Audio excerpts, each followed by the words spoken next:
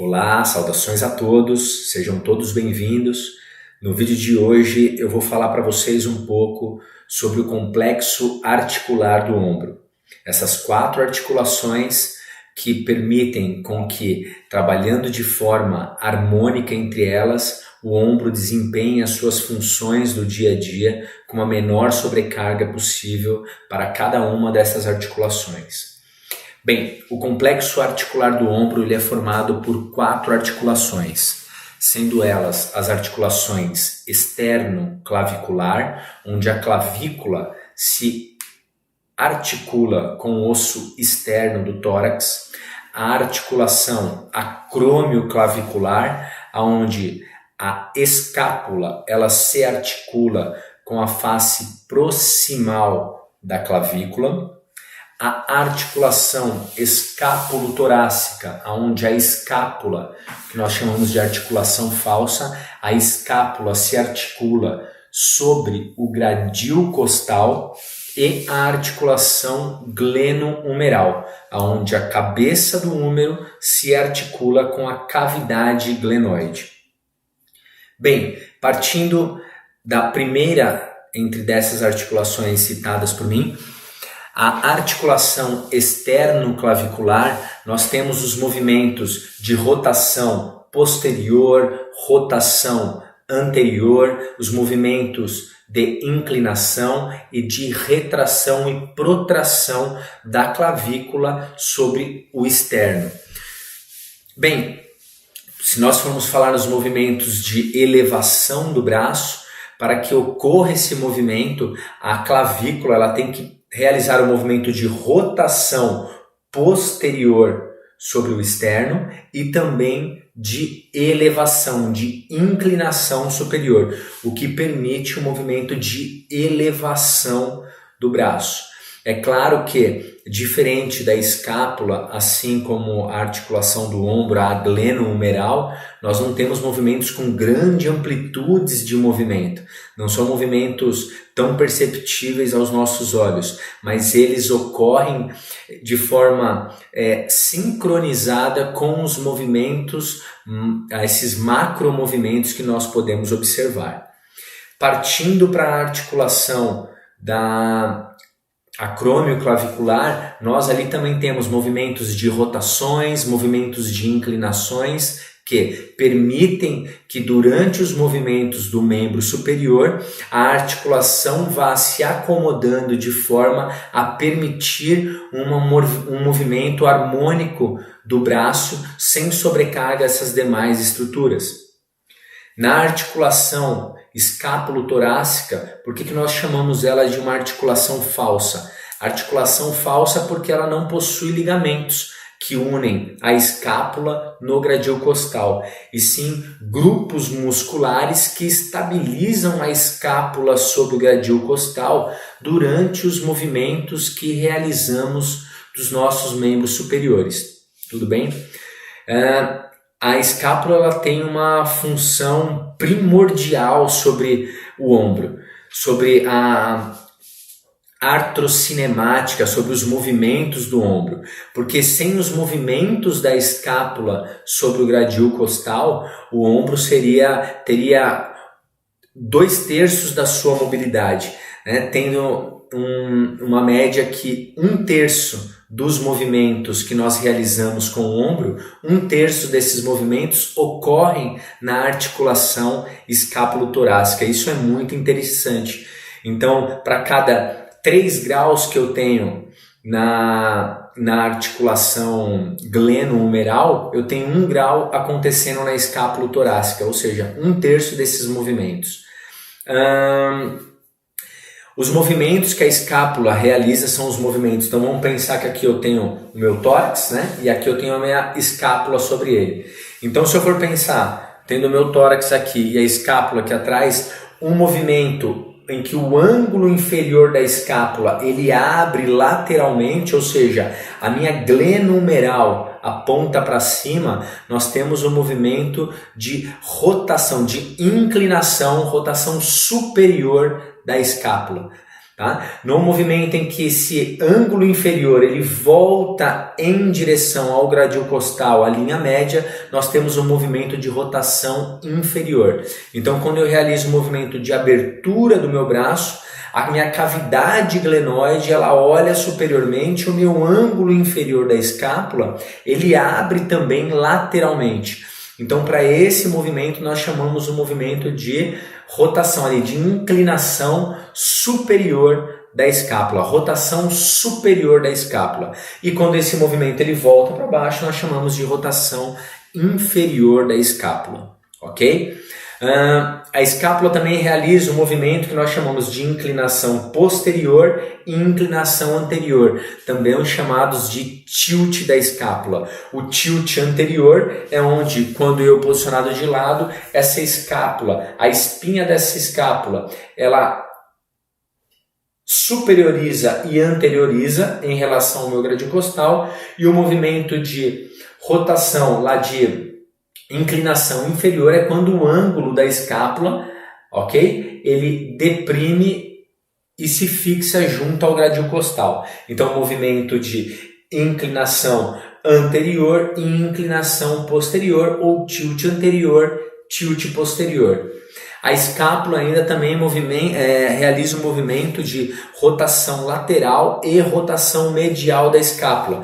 Quando a escápula roda nesse sentido de protração ali de anterior do meu ombro, quando meu ombro vem para frente, ok? Esse movimento nós chamamos de rotação medial da escápula, e esse que nós levamos para trás a escápula, nós chamamos esse movimento de rotação lateral da escápula. Então, rotação medial da escápula, rotação lateral da escápula, ok? Então, basicamente nós temos movimentos então de inclinação posterior, inclinação anterior. Nós temos um movimento de rotação medial, rotação lateral, e os movimentos de inclinação superior e inclinação inferior. Tudo bem? Ou rotação superior, rotação inferior. Partindo então agora para a articulação glenomeral, que é a articulação onde a cabeça do húmero se articula com a glenoide, nós temos ali a nossa articulação mais móvel do corpo humano. Então não existe no corpo humano uma articulação com grau de liberdade tão grande quanto a articulação glenomeral. Essa articulação ela possui um grau de liberdade nos 3 eixos de movimento, então tanto de flexão e extensão, abdução, adução e as rotações mediais e laterais do ombro. Não é à toa que, por ser também a nossa articulação mais móvel do corpo humano, essa também é a articulação com maior índice de luxação, ou seja, de perca de contato ósseo entre as superfícies. E para isso, a articulação gleno-humeral, ela possui outros estabilizadores, que não só os estabilizadores ligamentares. Então, a estabilidade do ombro ela é conferida não só pela sua parte ligamentar, mas também pela sua parte capsular, que tem uma função de estabilidade muito grande para a articulação do ombro, assim como nós não podemos esquecer de maneira alguma do labrum glenoidal. O labrum glenoidal ele é uma fibrocartilagem que envolve então a borda da glenoide, permitindo que uma maior congruência articular, uma maior coaptação, um maior encaixe articular. O labro acetabular, muito interessante também, ele acaba promovendo para essa articulação um efeito que nós chamamos de um efeito de pressão negativa para a articulação glenohumeral, o que aumenta a coaptação, aumenta o encaixe, aumenta a estabilidade na articulação. Por isso que nós dizemos que, vamos supor, se a gente for dar um exemplo, se eu fosse pegar uma peça, vamos supor uma peça de picanha embalada a vácuo, que eu puxo a carne, ela vem para um lado, ela vem para o outro. Por quê? Porque ela está embalada sob uma pressão negativa naquele pacote, naquela embalagem. É essa a função do labrum para a articulação glenohumeral, assim como o labrum acetabular para a articulação do quadril. Então eles geram essa pressão negativa que aumenta aquele efeito de vácuo na articulação, permitindo esse maior encaixe, essa maior estabilização articular durante os movimentos. É por isso que lesões no labrum glenoidal, eles começam a gerar uma certa instabilidade articular, começam a conferir uma instabilidade, uma perda da estabilidade articular para o ombro, ou no caso do labrum acetabular para o quadril, porque eu começo a perder essa relação dessa pressão negativa, essa pressão de vácuo na articulação, o que acaba me gerando uma instabilidade maior na articulação glenohumeral. Então daí a importância do labrum glenoidal na estabilidade da articulação também glenohumeral. Então essas 4 articulações, elas compõem a articulação do ombro: esternum clavicular, acrômio clavicular, escápulo torácica e a glenohumeral. Daí a importância que, quando vamos reabilitar esses pacientes, é muito importante que nós realizamos com ele, no momento do exame físico após a anamnese, uma avaliação, um exame físico detalhado de cada uma dessas articulações.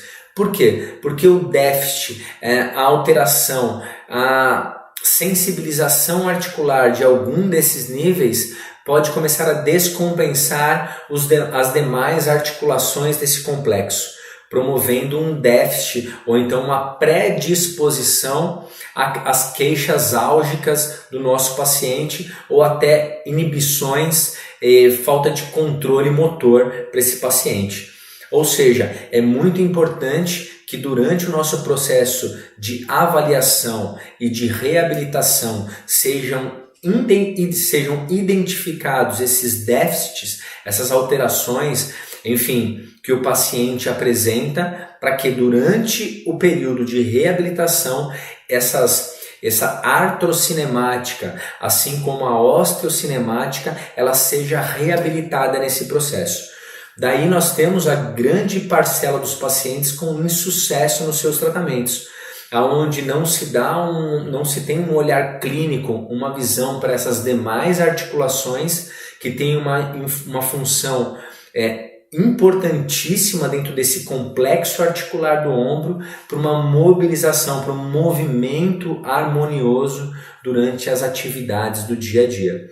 Bem, eu deixo aqui para vocês um grande abraço. Nos demais vídeos eu vou falar um pouco mais para vocês sobre instabilidades de ombro, sobre as tendinopatias em geral, como que nós reabilitamos, assim como as discineses escapulares, que é um tema de muita relevância, não só para os estudantes de fisioterapia, como para os fisioterapeutas na sua prática clínica, ok? Deixo aqui então um grande abraço a todos. Quem ainda não é inscrito no meu canal, deixe seus comentários, as sugestões de vocês, elas são sempre muito pertinentes e a gente se vê em breve.